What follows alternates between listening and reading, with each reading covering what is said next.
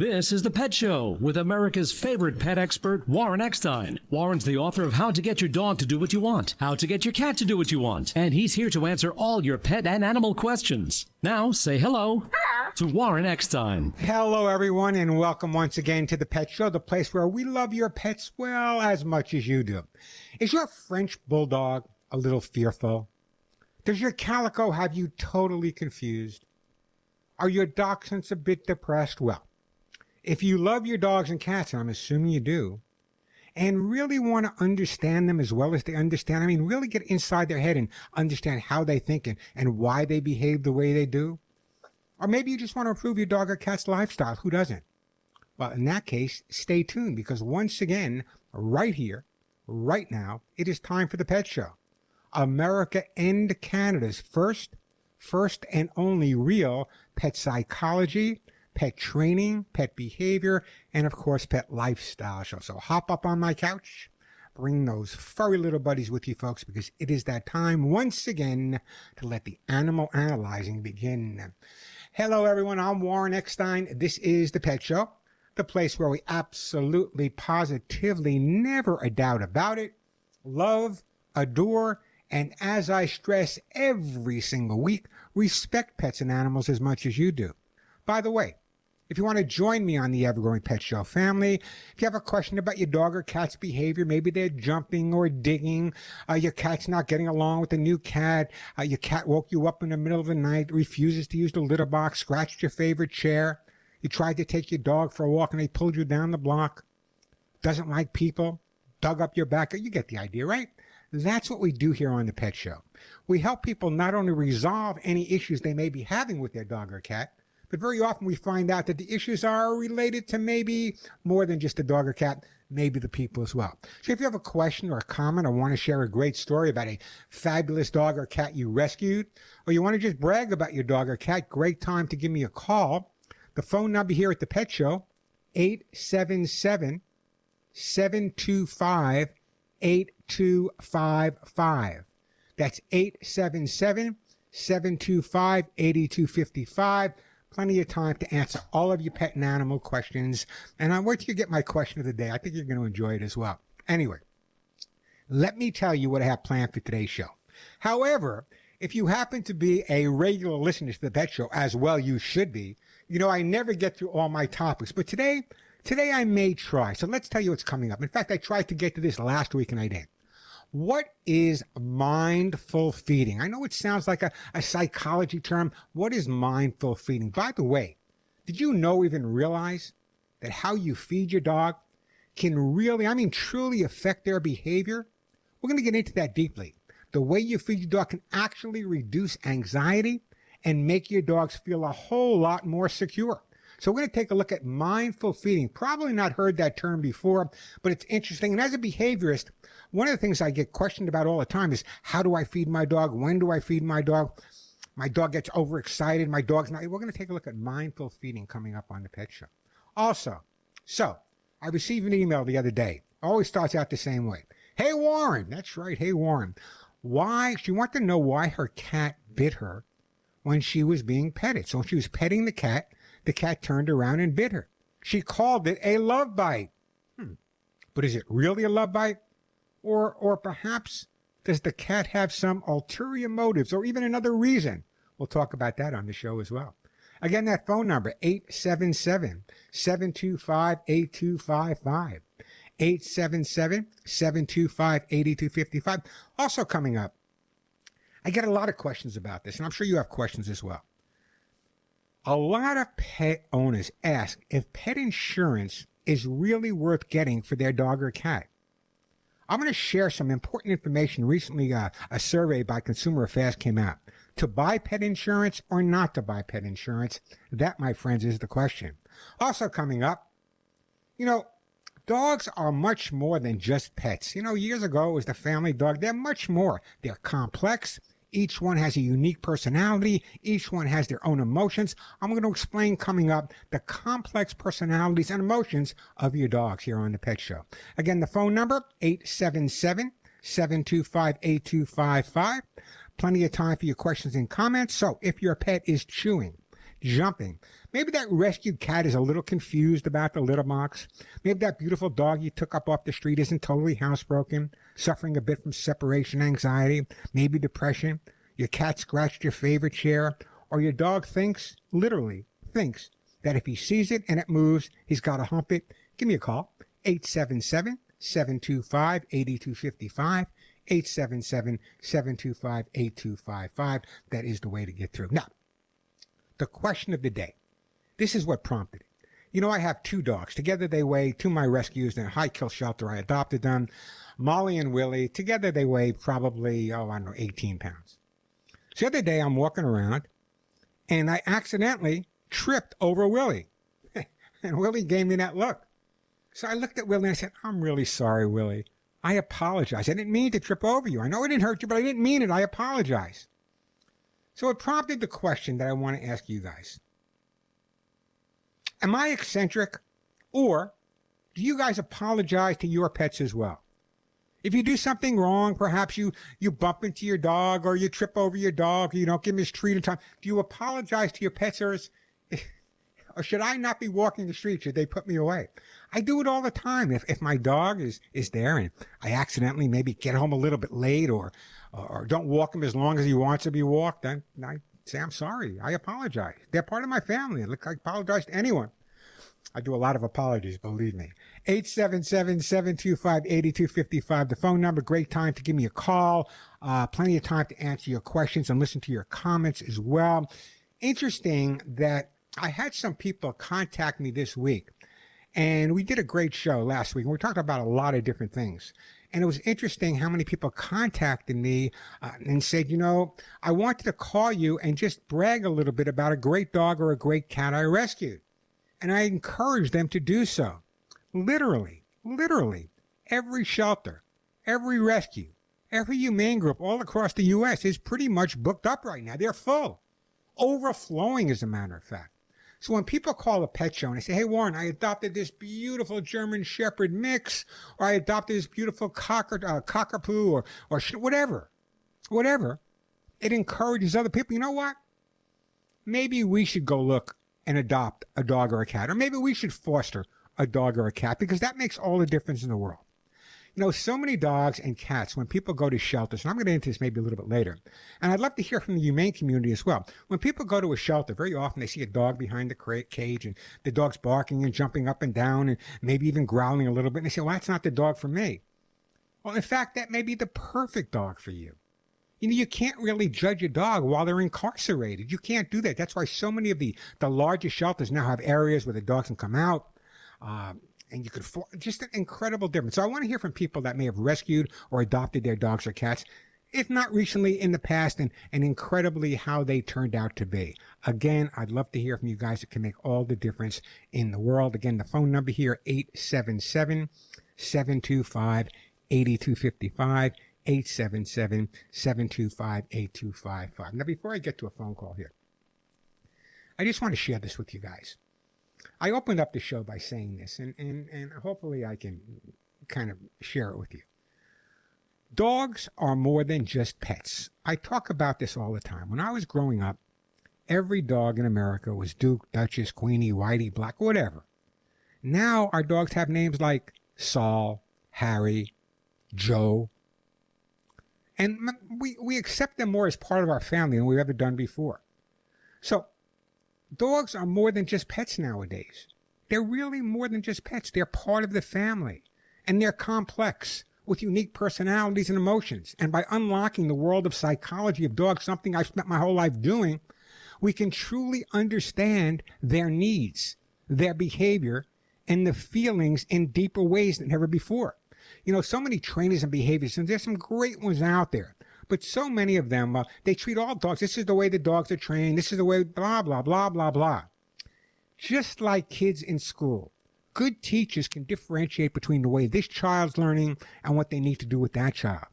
And our understanding of dogs is the same way. As a behaviorist and a trainer with over thousands of dogs under my belt trained, every dog is a little different. Everyone's a little different. We can understand their behavior and feelings, as I said, in much deeper ways. This knowledge helps us strengthen the bond with our dogs and makes their lives even better than they are. The psychology of dogs shows that dogs are emotionally intelligent, can recognize human emotions, and form incredibly strong bonds.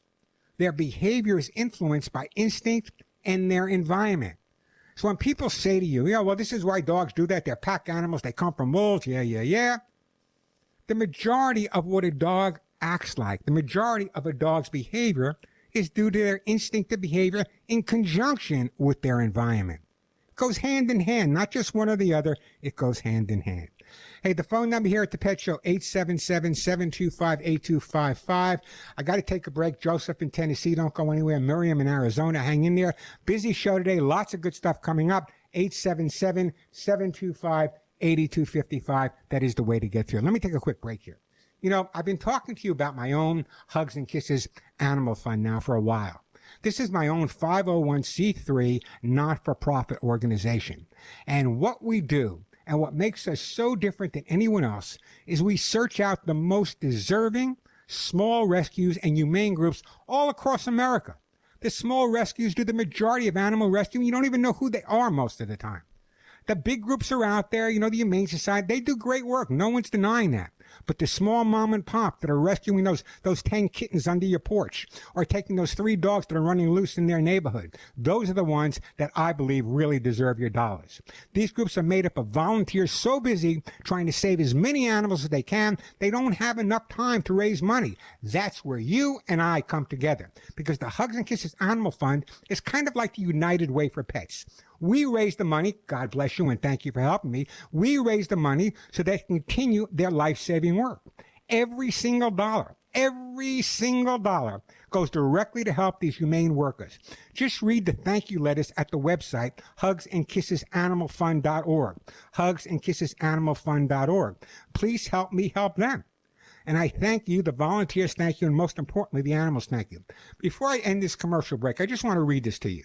This is a letter we just got the other day from Topeka, Kansas Community Cat Fix. You never heard of them. I know you never heard of them.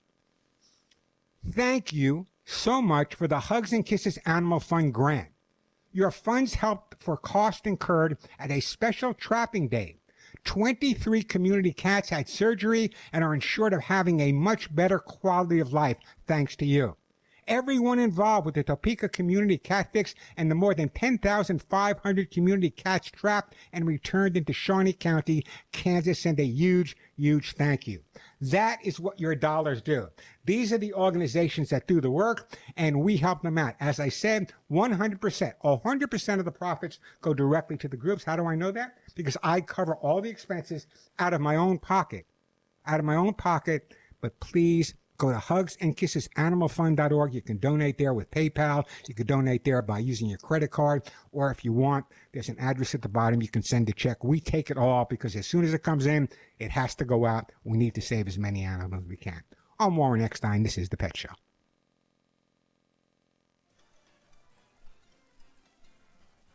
We're back on The Pet Show. I'm Warren Eckstein. I have to clear my voice after that and thank my engineer, Jane, for the Halloween music you'll be hearing throughout the day. I got Joseph in Tennessee, Miriam in Arizona, Lillian in Maryland, excuse me, Cheryl in Connecticut. I'm going to get to all your calls. Just be patient with me. I promise I'll get to them. Let me start out with Joseph in Tennessee. Hey, Joseph, welcome to The Pet Show. Hey, how you doing? I could not be better, Joseph. What can I do for you? Well, I was giving my cats and my dog your Hugs and Kisses vitamins forever. And luckily, the last time I bought them, I bought 2 large jars, but I'm almost going to run out.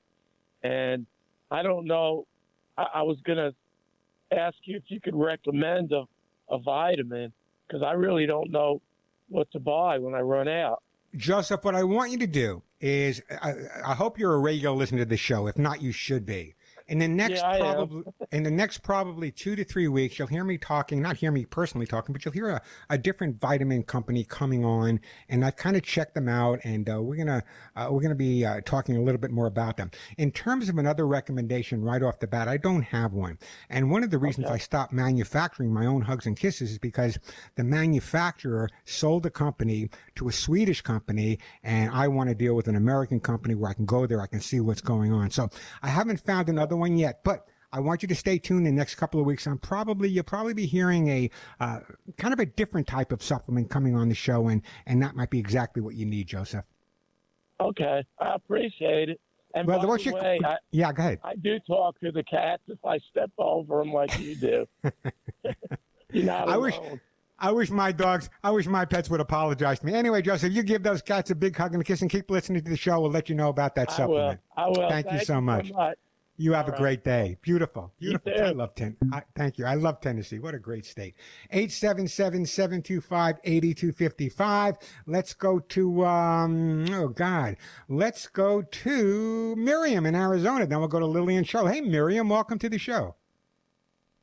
Hi, thank you for everything you do. I just happened to flip on the radio and hear you last week, and you answered part of my question about my overweight dog. You didn't say that in front of him, did you? I absolutely did. Shame on you. Don't shame your dog because he's chubby. That's not right. No, actually, it's my fault. It's the food. It's what I'm doing. So you mentioned using multiple feedings per day. Yeah, multiple and feedings. I never thought of that. Yeah, it makes a big difference. And also, instead of, you can add a couple of carrots and peas with the food as well and replace a lot of the treats with carrots and peas. I have my dogs convinced that watermelon's made from liver. So there's so many, the best way is small amounts of food more frequently throughout the day makes all the difference in the world. Okay, and I have a question because I've talked to a number of people now since you mentioned this, and I'm wondering because I read the dog labels now, and I did not know that dog food had so many calories and it varied until I started reading the back. Yeah, it's amazing. It's amazing. I always advise people when they go to the pet store, they order online from Chewy or Pick or whatever they're doing, is to really check into the calories and check into the ingredients. It's real important that you read that carefully. Right. So you get into a trap of the one that the veterinarian recommended at $120 a bag. Sure. Basically, yeah. You know which one I'm talking about. That's scientifically engineered. It's called Science Diet. And let me tell you about the scientific engineering. It's a great food, nothing wrong with it, but it's it's made by Colgate-Palmolive. Oh. Remind me to change my toothpaste then. No. They're a pretty good company. They had talked to me many years ago as a consultant, and I didn't want to recommend any foods at that point, so I didn't. But yeah, that's who I think they still own it. There's so many acquisitions in the pet industry. Miriam, I don't want to rush you. Can I put you on hold because I want to come back and talk a little bit more about that obesity? Okay. Yes, thank you. So let's have Miriam on hold. Lily, we're going to get to you in Maryland. I want to answer. She's got responding to my question about apologizing. Cheryl, Connecticut, Phyllis in Delaware.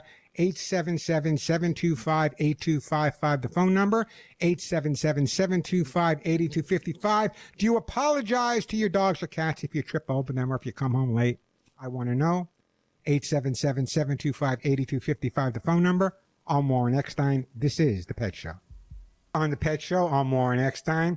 Of all the movies that scared me, I was never scared of Dracula, never scared of Frankenstein, but not even The Creature of the Black Lagoon. But the Wolfman scared me a little bit because I kind of believed that a little bit. Anyway, before that, we were talking to my friend Miriam in Arizona. Miriam had an overweight dog. Miriam, you still with me? Yes, sir. So I recommended last week, and I recommend this consistently, if you have a dog that's overweight, which, by the way, is more than 60% of dogs in this country, the most important thing you can do is try to feed them smaller amounts more frequently throughout the day, the same as would be a person. Now, also routine is really critical, because if you feed your dog at a regular time, it gives them comfort, reduces anxiety and stress about their food, and actually improves their digestion as well. So those are some of the reasons. Obviously, when you increase the feeding more frequently, and you want to get the exercise factor there as well. Exercise and less calories is the way to lose weight. So I think that's the best thing for you. What type of dog did you say this was again, Miriam? I'm sorry. I think he's a blue heeler. He was dumped out here in the country, and the closest thing I found was a blue heeler. Yeah, well, no, that's a great breed of dog, brilliant breed of dog. So yeah, I would try to increase the exercise, the mental stimulation, keeping that weight off him is really, really important. But don't try any, a lot of people recommend, don't feed him for a couple days, fast diet, give him this, but Gradual loss of weight is much healthier for the dog, and that's what I would recommend at this point, Miriam. Now, I see that you have a second question about declawing. Talk to me about it. Yes, on my new puppy, which is blue ticular, had to do it. She's got those dew claws, and they're sharp as razors. And I'm wondering, she's a year old. Is it too late? It's never too late. Usually it's done when they're done real early, when they're being spayed or neutered. There's two breeds, actually more than two breeds, but the two breeds that are really known to have dew claws are the Briard and the Great Pyrenees. The reason that people remove the dew claws is because the dog tends to catch them on something and rip them and whatever. So I would have that conversation with your vet. I'd have to see them. I'd make my decision based on that. But generally speaking, they're much better off without those dew claws in the rear. Right, I was a little too late. I got this dog at the pound, but she was already. That's you know what, you're going to love it just as much. Keep the nails trimmed a little bit, and if you don't want to go through the surgery, and I'm on your side, whatever decision you make, Miriam. Thank you for all your information. I do appreciate your show. Well, you have a great day, and we'll speak again soon. The phone number here, thank you. The phone number here, 877-725-8255. Yeah, those rear dew claws, the Great Pyrenees has what's called the snowshoe for navigating the Pyrenees Mountains, where they took contraband from France to I believe it was Italy at that time. So it's kind of interesting. But the dew claws are usually removed when the puppies are being spayed or neutered at that age. To do it at an older age, I guess a lot of people would recommend it, and maybe, but keep the nails trimmed and have that conversation with your vet. I don't know if I would anesthetize just to have them taken off though. The phone number 877-725-8255. We're going to go to Lily, then we're going to go to Cheryl, then we're going to go to Phyllis. I do have an open line, so it's a great time to call me. But right now, let's go to Lily in beautiful Ocean City, Maryland. Hi, Lily. Welcome to the show. Hi, Warren. It's good to talk to you. Same here. I was going to comment about your question about do you apologize to your dog, and absolutely I apologize. I have two dogs, and if anything happens, I always do apologize to them. They do have emotions, and they have big emotions, and I'll give you an example very quickly. I had one day when I cried on my pillow, and the two of them rushed toward me. Each one of them put their little nose right next to my cheek. And I was amazed by that. You know what? I was amazed. I hear stories like this all the time. My wife, Denise, went through some knee replacement surgery about a year ago. And my two rescues, Molly and Willie, they were like Velcro on Denise. I mean, they were just there. But they know that they have the emotions, they have the feelings, and they have this ability to sense when a person is not feeling well, either psychologically or in some cases physiologically, and they pick up on that. So you're absolutely right. And some of the biggest arguments I've had with people in my profession, both here in America and when I was stationed over in Europe, is that dogs are just dogs. They don't have emotions, blah, blah, blah, blah, blah. And these people have just never taken the time to really get inside. So I'm glad you're with us. What kind of dogs do you have, Lily?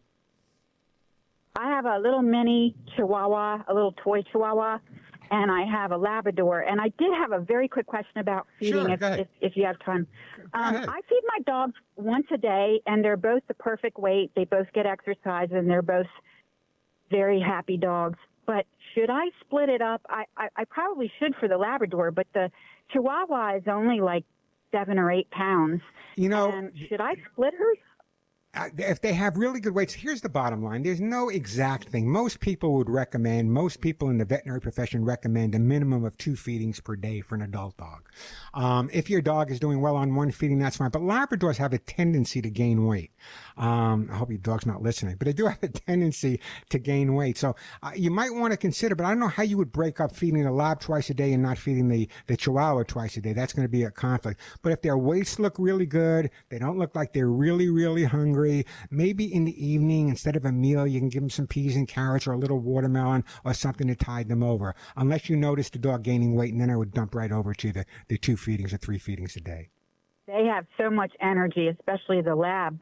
I walk him a couple of miles every day because he's nonstop, and he's almost 4 years old. So, well, let me ask you the big question. The big question: who's the boss, the Chihuahua or the Lab?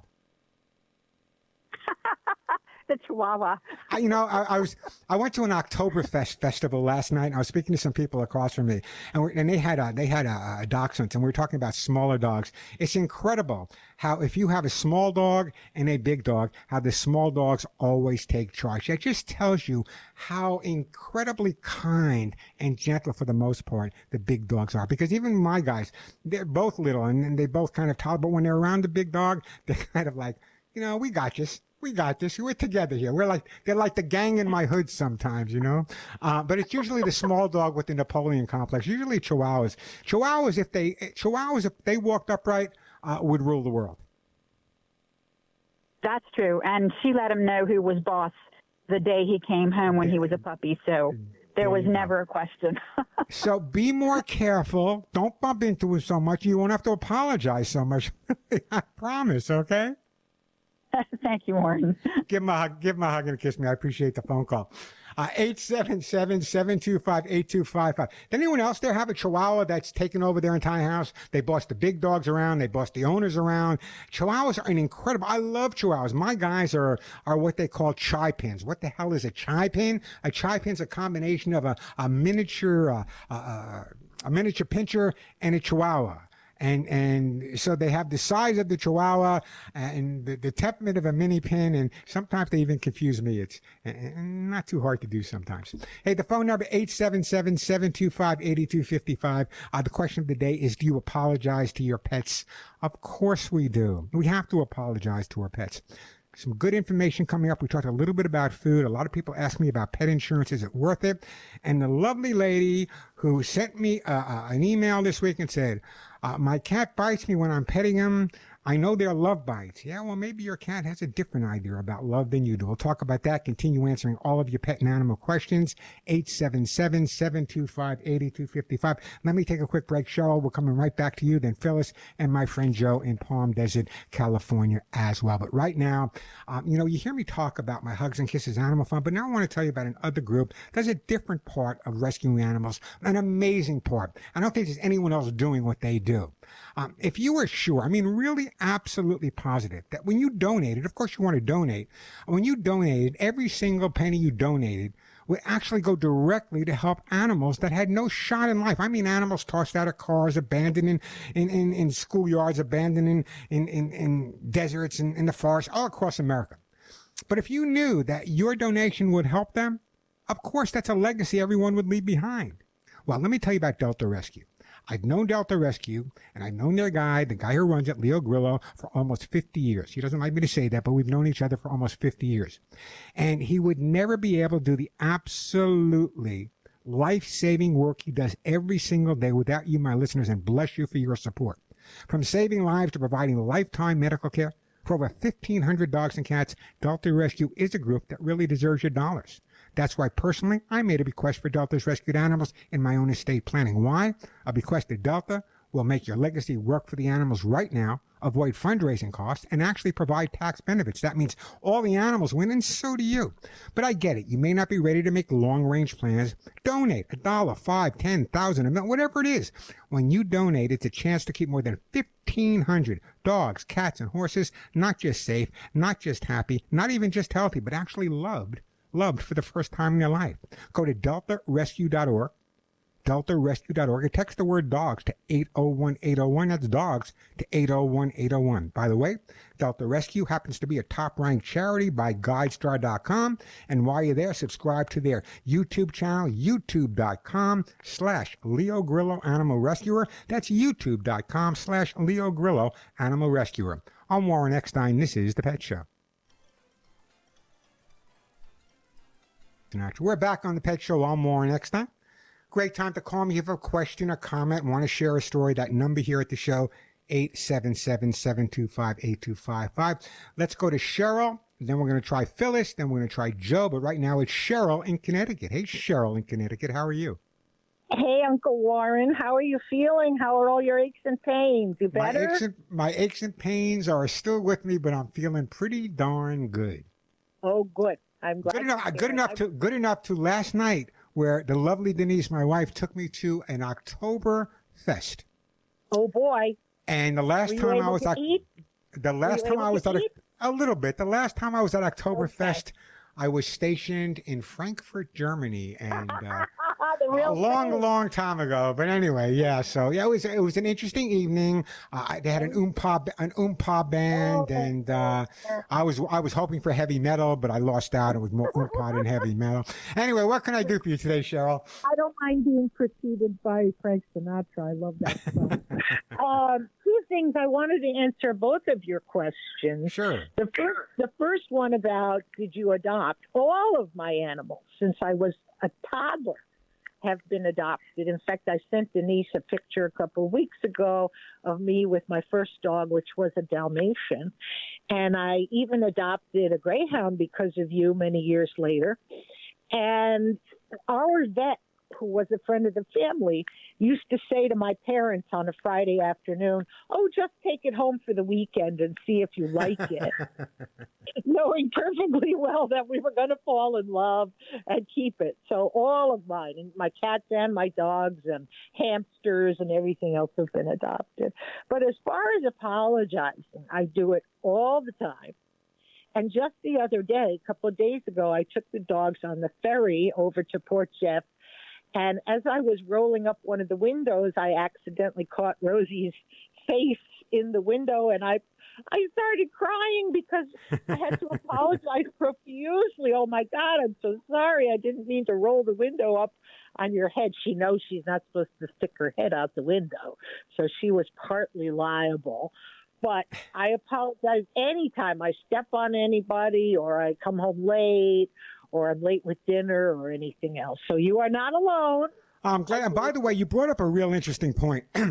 A lot of people, I live in Arizona now, and a lot of people drive with their window open. I don't know why, it's 105 degrees. But anyway, people don't realize that with your dog sticking their head out of the window, and vets will tell you this, not just me. So dangerous. Eye infections, things blowing into the eye.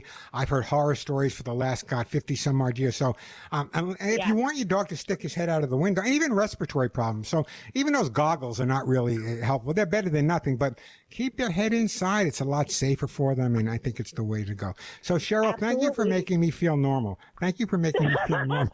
Normal. They can kind of get the fresh air, but not enough to stick their head out. And there you go.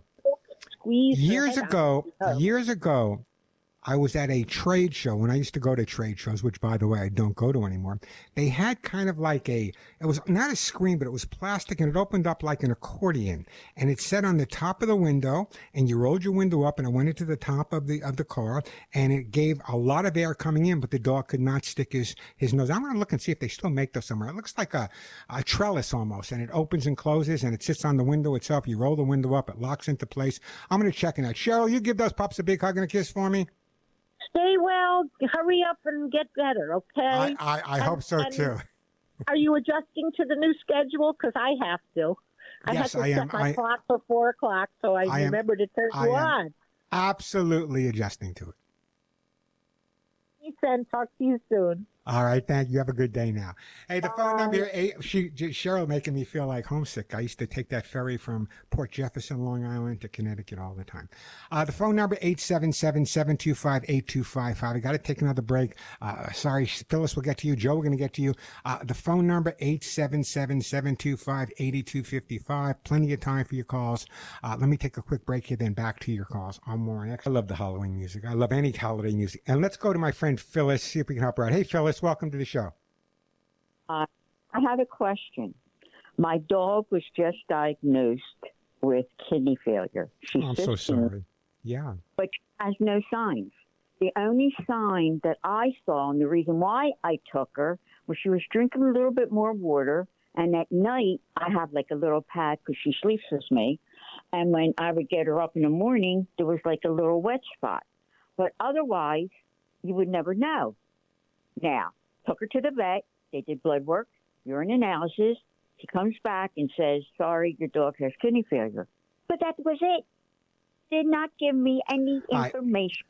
You have to understand, my background is in behavior. So what I would do, I'm going to answer your question, Phyllis, like this was my dog, okay? If this was my dog at this point, I went to the vet, and the vet diagnosed the dog with kidney failure, yet you're not seeing any of the symptoms. The excessive thirst is part of a symptom of kidney failure. I would be getting a second opinion at this point, without a doubt. That's where you need to be, Phyllis. In other words, giving you a diagnosis like kidney failure without giving you any follow-up, what to do, let's get a test, let's do this, let's go further, I would definitely get a second opinion. Okay. Go for it, Phil. And listen, luckily you live in Delaware. That whole area there has got some great veterinarians. Even consider going to a specialist, an internist, if you have to. Now, it may cost a drop more money at first, but at 15 years old, you want to get a real crystal clear diagnosis. Sometimes diseases do develop before there's any symptoms. And in your case, we don't see a whole lot of symptoms. So maybe it's something that can be controlled a little bit, but I would definitely get a second opinion and give that pup a big hug and a kiss me, and hopefully you'll be around another 15 years, and I appreciate that phone call. Thank you. We're gonna have to take a break for the top of the hour. When we come back, Joe, I know I want to get to you. Hang in there or hang up and call me back next hour. I got a 6-minute break here. We're going to go to Barbara calling from Los Angeles. Bless you, Barbara. You adopted a kitten. Thank you for that. Speaking of cats and kittens, we're going to take a look at that in a little while. Someone called me up and said, hey, Warren, are those bites really love bites from my cat? I don't know. It depends on your cat. We'll talk about that. 877-725-8255. That is the phone number.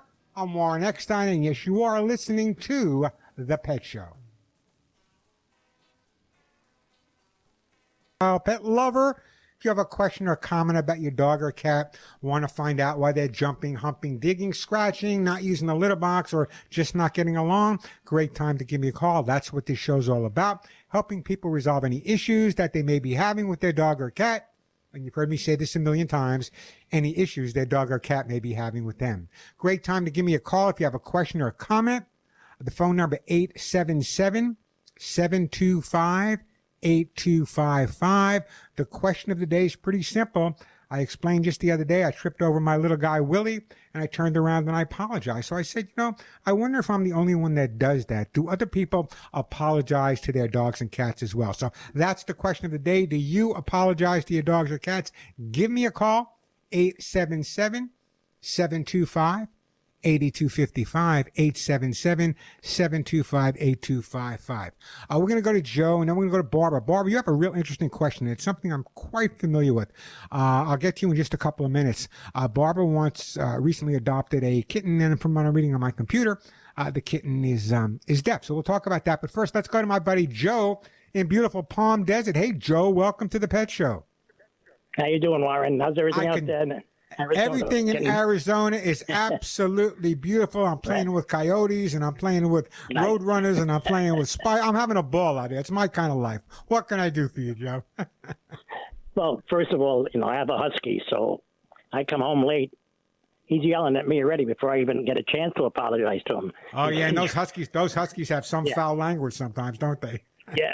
No, he's a talker. He's a good guy, and you're talking about people going to the shelters and getting the dog. You really, I had gone to the shelter when I got, just to drop off. I didn't plan on getting a dog at that day because I was just given a couple of cages that I had and a few beds. So I'm walking through the shelter, and all the other dogs are going wild, and just when they see someone walking through the halls there, and this guy was just staring at me. Just his eyes were just glued on me. So how could I leave without him? And that's how I got him. That's how I wound up having 30 at one time. But the same reason. Yeah. Very easy. But you're absolutely right. It's interesting that you said that. I have done so many of my radio shows and TV shows over the years at shelters and humane organizations in Pasadena and Ventura County when I was living in California. And it's fascinating to me when people say, well, I picked this dog out or I picked this cat out. Sometimes I have to sit back and watch them when they're walking through the kennel and say, no. That dog or cat picked you out. You didn't pick that dog or cat out. That dog or cat said, this guy looks like he's pretty darn easy. And I really do believe that very often our pets find us for specific reasons, and therefore this husky found you. So do you apologize to him a lot, Joe? Yeah, my line of work, sometimes I'm late. I try to keep him on a regular schedule, but it's hard. I get late. It's a daily thing. I apologize. But you're talking about his eating habits. Yeah. I feed him twice a day, but now he always wants to come to work with me, and you know why? Because he's coming to a nice restaurant.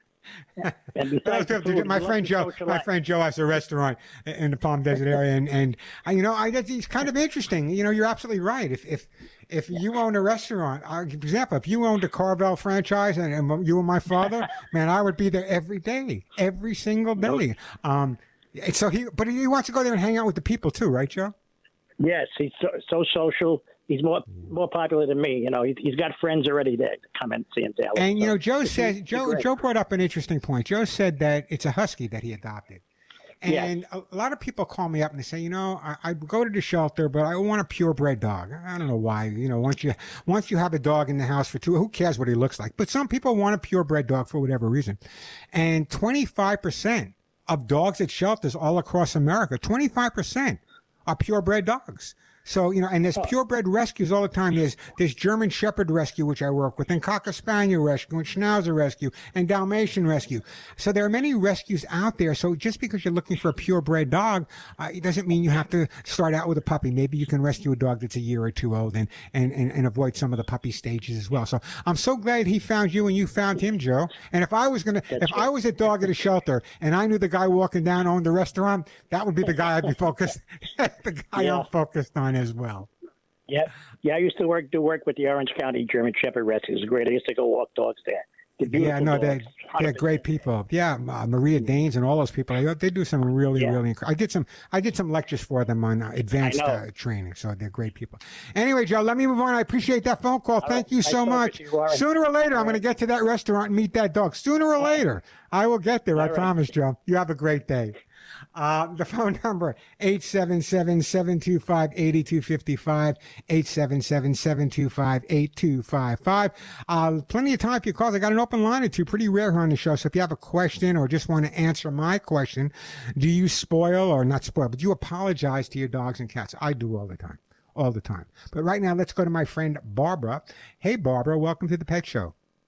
Oh, Warren, hi. And we missed you here, but it's great that we can hear you this way. And you can't get away from me, Barbara. You can't get away from me. You know better than that. And Denise and Molly and Willie, hello to all of you, your whole family. And by the way, I apologize, like that woman said before, profusely, all day long and into the night. I'm sorry for this. I'm sorry for that. And I think, how come I can't get better? Like today, I apologize for the breakfast. I said, I'm going to make you a better dinner. I was joking. I remember I said this once on the Today Show, and I guess it was in front of maybe Katie Couric and Matt Lauer a long time ago. And I said that, dogs make you feel so guilty. They must have either went to Catholic school or they're Jewish. One of the two. Exactly. Half and half, like mixed like me. There you go. But they know how to. There's not another animal in the world. Maybe cat, but there's another animal in the world that can make you feel as guilty as a dog can make you feel. I got home late the other night. And I didn't feed them. Me and Denise got home late. We didn't feed them. They gave me this look like, where were you? Who were you with? What were you doing? Then I fed them and things. You didn't know if you were coming back, There you go.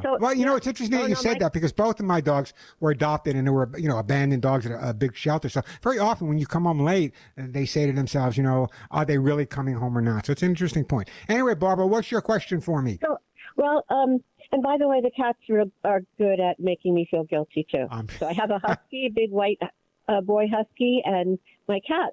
And I just turned 77, so this happened now. I adopted this cat in June. She is now 6 months old.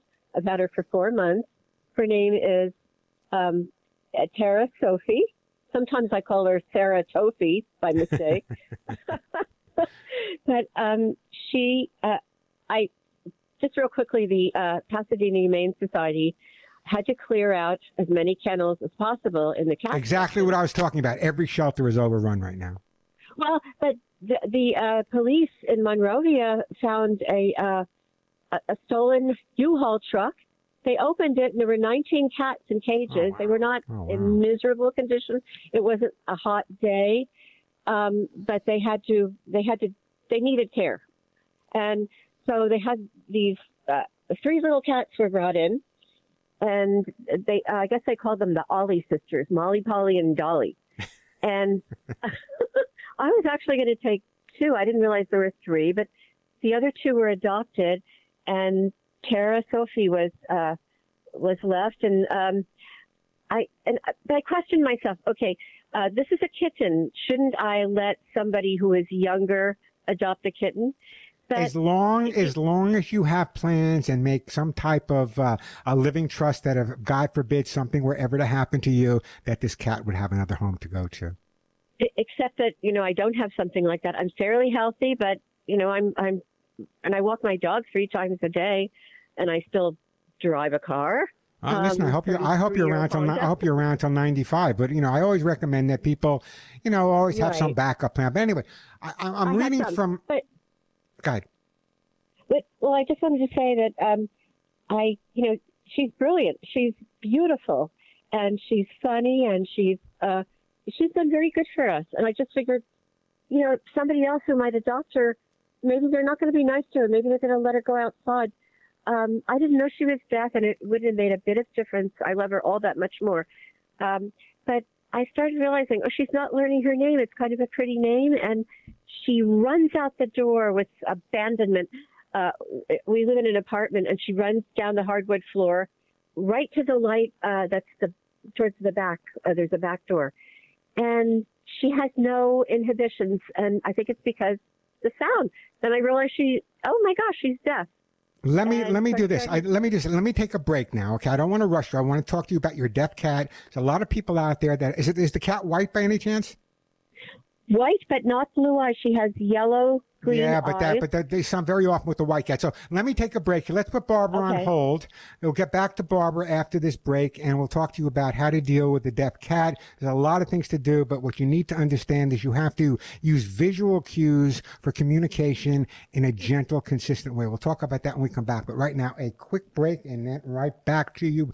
That's why I love my listeners. Here's Barbara adopting a cat with that's deaf, and you guys are the best. Anyway, I do have a couple of open lines. If you have a question or a comment or want to share a story or just want to brag about the fact that you apologize to your dogs or you don't. The phone number here at the Pet Show, 877-725-8255, 877-725-8255. I want to tell you about my friends at Delta Rescue and how they're making a difference, saving thousands, literally thousands of animals abandoned by their owners. Your donations will absolutely change. Really change the destiny of these poor animals that had no shot whatsoever in life. For almost 50 years now, my good friend, I don't use that term lightly, my good friend Leo Grillo and Delta Rescue would not be able to do the absolutely saintly work they do every day without you, my listeners, and your generous support, and bless you for that. From saving lives to providing lifetime medical care. Lifetime medical care. You know what that costs for over 1,500 saved animals? I believe that Delta Rescue is in fact a group that does deserve your dollars. By donating to Delta Rescue or making a bequest in your estate plans, it will make your legacy work for the animals now, saving fundraising costs and providing tax benefits. Every donation, an opportunity. Every single one, an opportunity to keep more than 1,500 dogs, cats, and horses happy, healthy, and loved for the first time in their lives. Delta Rescue, by the way, is a top-ranked charity by GuideStar.com.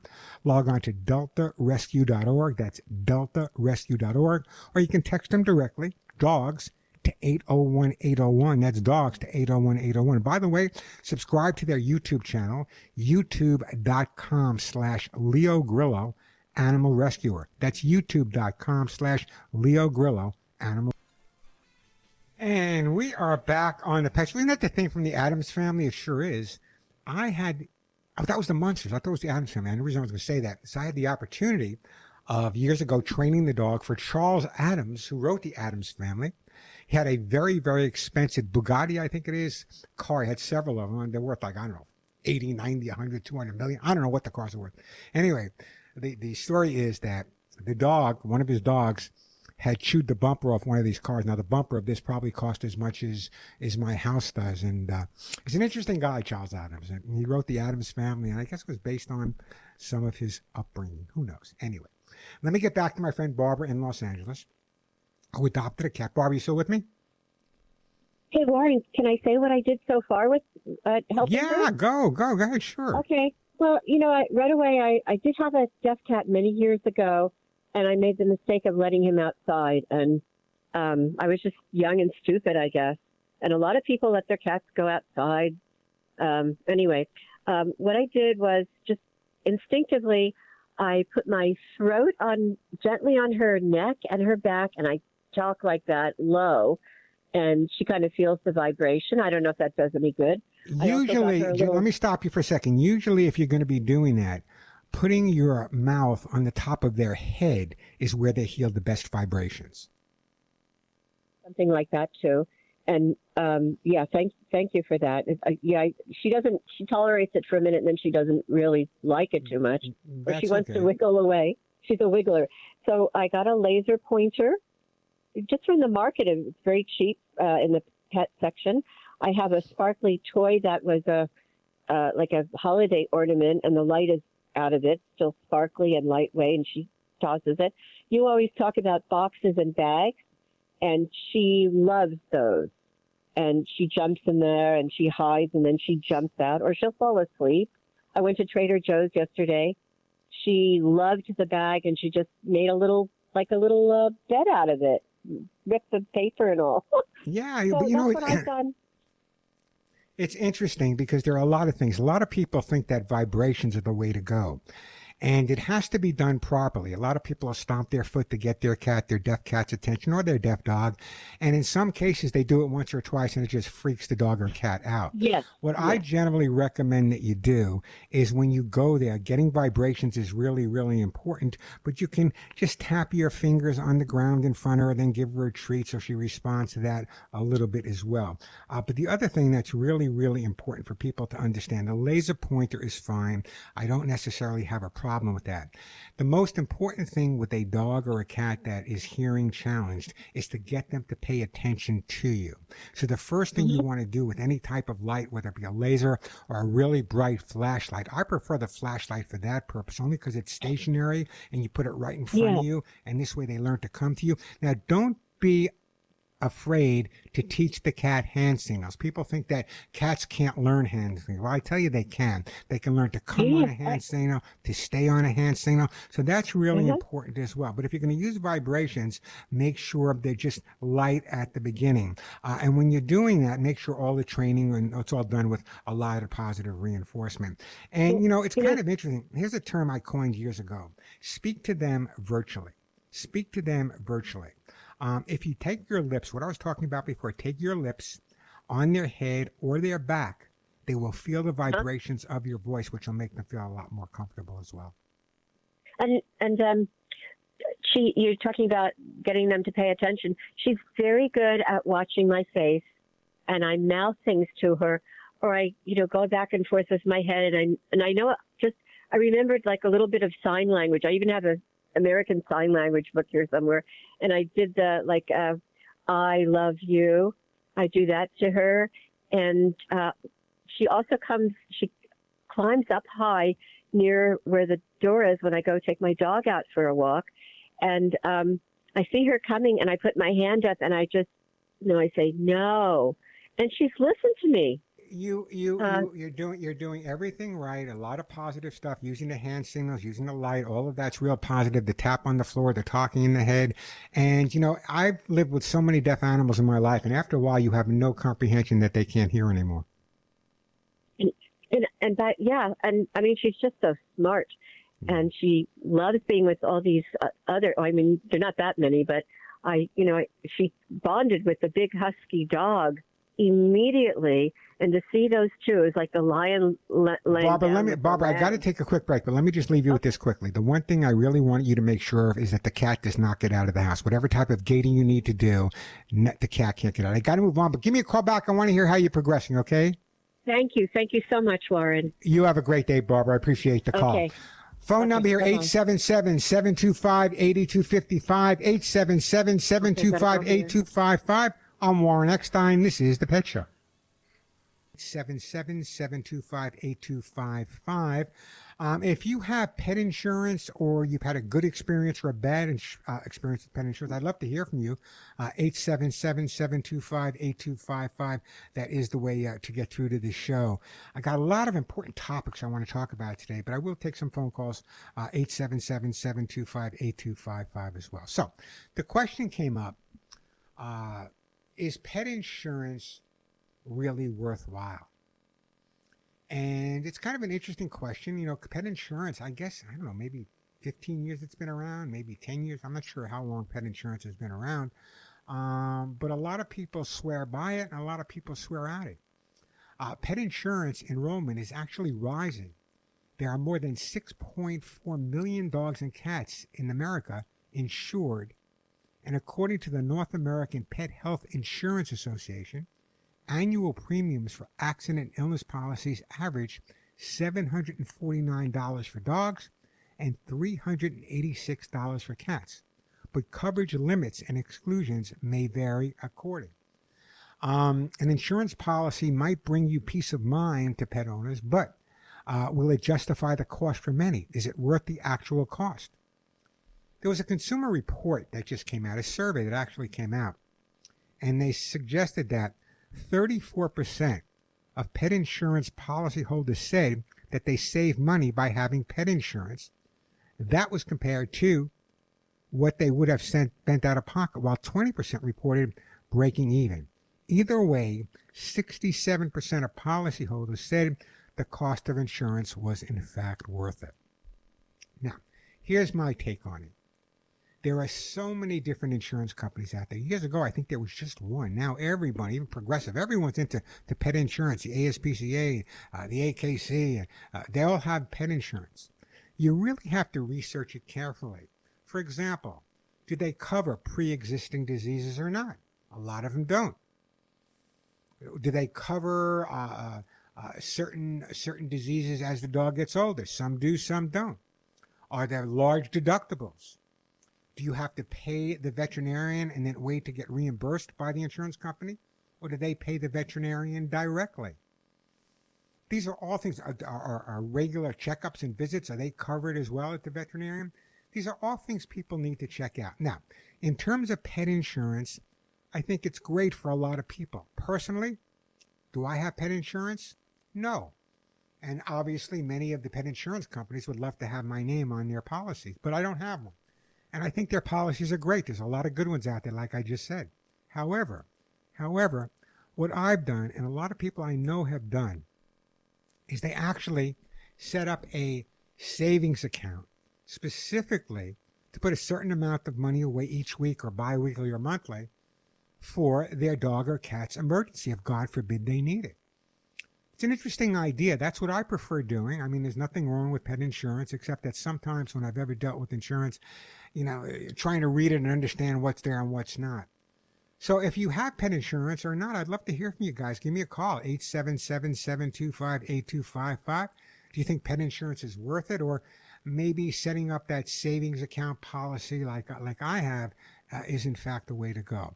Pet insurance, it's kind of on the increase. As I said now, 64%, actually 67% of pet insurance policyholders say that the cost of the insurance was actually worth it. That ought to tell you something. And actually 34%, according to the consumer agency, said that they save money by having pet insurance. So it's obviously something to really consider. And does it age out? I mean, if you have an older dog, is it a lot more to buy an insurance policy for an older dog versus a younger dog or a younger cat? Things that everyone really needs to take into consideration. Hey, the phone number here at the Pet Show, 877-725-8255. We're making some changes here, so I want to share this with you guys as well. If you're not following me on YouTube or my social media, you should be. And I share a lot of information there. In fact, a lot of videos. There are dozens and dozens of videos on my YouTube channel. And going to YouTube is free, youtube.com, and you would /youtube.com/Warren Eckstein. I share a tremendous amount of videos there. Some are instructional videos. Some are fun videos. Excuse me. Some are videos that were taken to me many, many years ago. I talked about this before. You guys know I was the creature keeper on the new Mickey Mouse Club, and some of my Mouseketeers were people like Britney Spears, and can't see them now because I knew them when they were little girls. But anyway, some of those videos are there as well. And I also did a video. I don't know if I'm kind of happy or sad. My nephew, Michael Rosenbaum, is an actor. Anyone who watched the TV series Smallville, he was Lex Luthor and many. Very, very successful. Bothers me sometimes. Anyway. I love him. Michael does a very, very successful podcast called Inside of You. A lot of celebrities there. And he asked me several times, would I want to do a podcast with him? And I was kind of hesitant. You know, I'm kind of a little, I talk about my military background. I talk about my training in Europe, my going to University of Frankfurt and training dogs all over the world. I talk about that. But in terms of my personal life, I wrote a lot about it in my autobiography, but I never really talked about it in the media. So Michael, he's pretty convincing, and he loves animals, by the way. He says, Warren, will you do the interview? And I said, yeah, fine, I'll do it. If you go to my YouTube channel or my website, the website is thepetshow.com, thepetshow.com. Lots of information on the website, lots of videos on YouTube at Warren Eckstein. Anyway, go to either one of those, either youtube.com, check out, pardon some of my language, but I think you'll find out more about me than perhaps you may want to know. So, and if you're not subscribed to my YouTube channel, I definitely recommend that you go there. I will be answering a lot of questions there that you may have that I don't get to on the radio. So go to youtube.com/Warren Eckstein, subscribe, it's free. I think you'll enjoy that. I think you really will. And at thepetshow.com, my website, there's lots of great information there as well. You can also follow me. I'm doing a lot more on social media now. So Instagram at Warren Eckstein, Facebook at Pet Show Radio. A lot of super information. Some of the information is a lot of fun, but there's a lot of information from my behavioral background. So someone was asking me the other day of some of the advanced training I did in Europe, and can any dog be trained? That was the great question that came up. Hey, Warren, as I said, it always starts off, can any dog be trained? Having trained as many thousands of dogs as I've worked with, you know what? Let me take a break. When I come back, I'm going to answer that question. Can every dog be trained? I'm writing it down. Can every dog be trained? We'll talk about that. Some other great information coming up. We're going to talk about something that I kind of teased at the beginning called mindful feeding. How many questions do I get on the Pet Show from people who want to know how to feed their dog or their cat properly? So we're going to talk about that. And also a listener, email from a listener, and she said her cat bites her when it's being petted, and she called it a love bite. A love bite. I don't know. Maybe the cat has a different motive or a different reason. So plenty of time for your calls. She has some great information. We're going to talk about, can every dog be trained? And I'll give you my opinion on that. Plenty of time for your calls. 877-725-8255. A quick break and then right back at you. You know, people are always asking me about the air horns. And just the other day, I bumped into someone in my neighborhood, and I live in Arizona, and there's a lot of coyotes around here, and I love coyotes, but sometimes when you're walking your dog, you don't want them approaching. And she was walking her two little, I think they were schnoodles, walking her two little dogs on one of the trails here, and a coyote kind of approached her, and she used the air horn, and it startled her two dogs a little bit, but it really scared off the coyote. So I'm a firm believer that anyone out there that takes their dog for a walk, and I don't care if you're in Santa Monica, California, downtown LA, or Chicago, Illinois, there are stray dogs around. There are some people out there that are pretty scary as well. And if you're in an area that's more rural like mine with coyotes, and they're not only rural areas, and I live in Santa Monica, which is a city, there were coyotes there as well.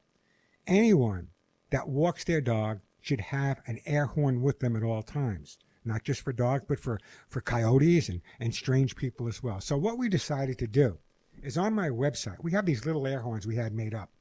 And on my website, we're running a sale. We have been for a couple of weeks, probably the last week or so. Maybe not. We'll see.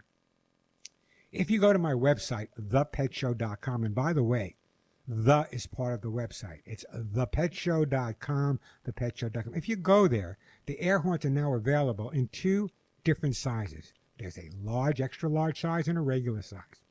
So what we've been able to do is, because we saved a little money, we've been able to discount them. If you buy one of the air horns, either size, the big or the regular, you'll get 15% off.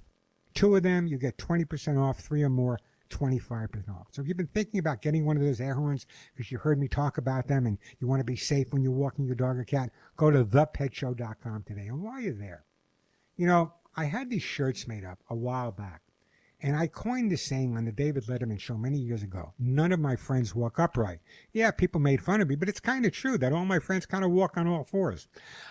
We had these great T-shirts made up, and now we have them in an array of colors that I can't even see because I'm colorblind. It says, none of my friends walk upright, animals on the front, pet show on the back. And if you go, and when you buy these T-shirts, you can buy the T-shirts either at thepetshow.com or hugsandkissesanimalfund.org. The money that comes in from these T-shirts, I take and I donate it right back to the Hugs and Kisses Animal Fund. I'm telling you, if you wear one of the, I saw one in Phoenix the other day. If you wear one of these T-shirts that says, none of my friends walk upright, you're going to make more friends, especially if you wear it to the dog park or walking your dog. So check out thepetshow.com, thepetshow.com. Check out the air horns for your safety. Check out the T-shirts to help me save thousands of animals every year here on The Pet Show. So check thepetshow.com. That's thepetshow.com. I'm Warren Eckstein. This is The Pet Show.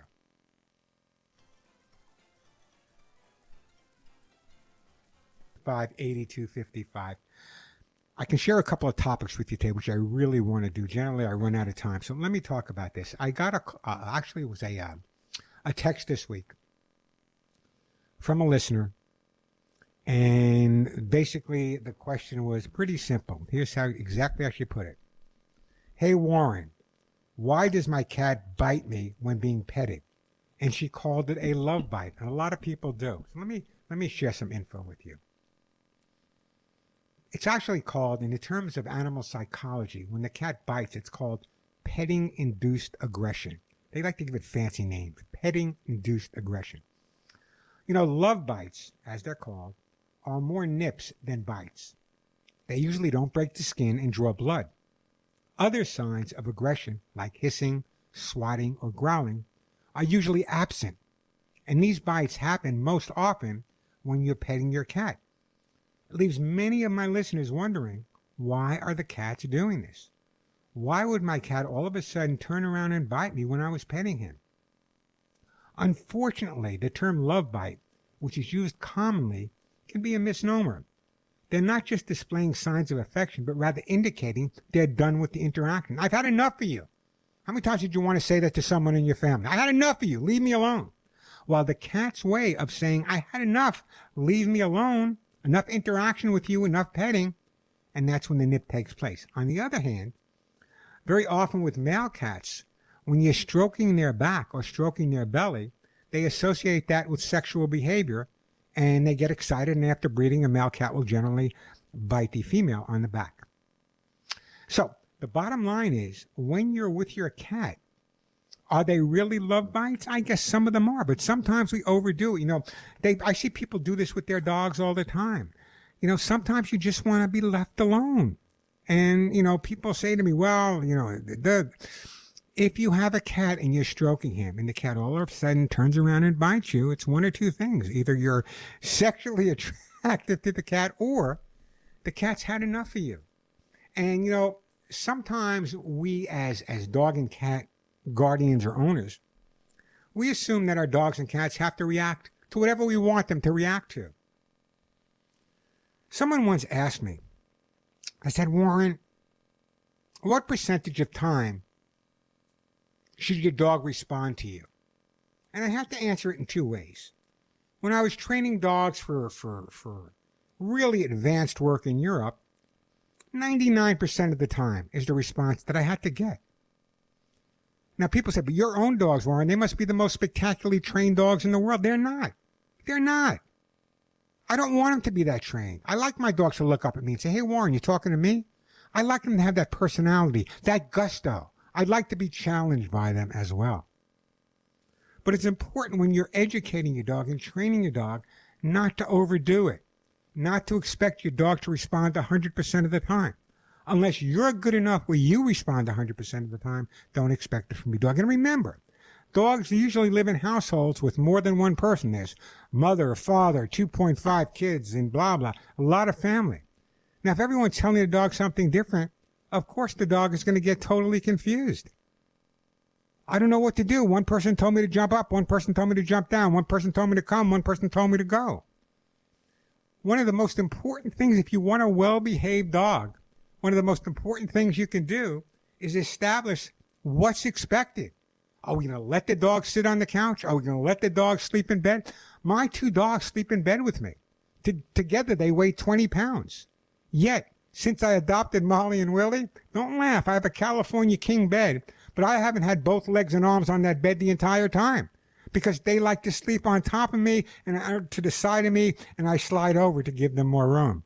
The same guy who trained bomb dogs to sniff out bombs in different parts of the world. So, when I hear trainers saying, this is what your dog has to do, this is what your cat has to do, no, this is what my dog has to do. This is what your dog has to do. You have to train your dog for what you want him to do, what's important to you. If you want your dog to walk alongside of you all the time, I don't get that. I don't want my dog peeing next to my foot. When you take your dog for a walk, it's their walk. Let them take a walk as long as they're not schlepping you down the block on a leash. You have a pet, take the time to enjoy them. Let me take a quick break. We'll get right back to you. I'm Warren Eckstein. This is The Pet Show.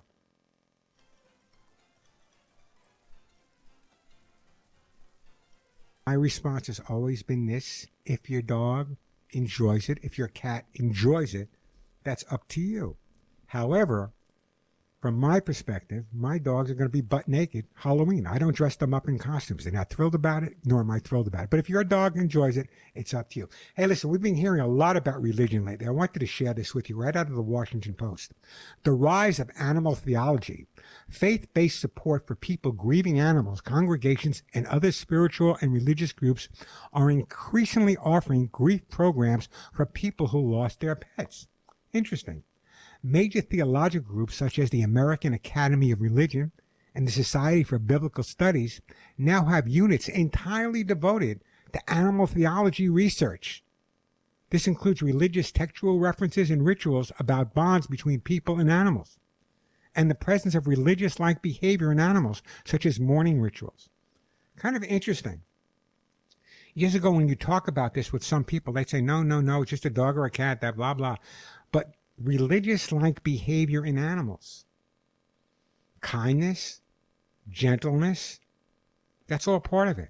By the way, the percentage of Americans who say their pets are part of their family has jumped in the past couple of decades to about from 80 to 97%. 97%. Unbelievable.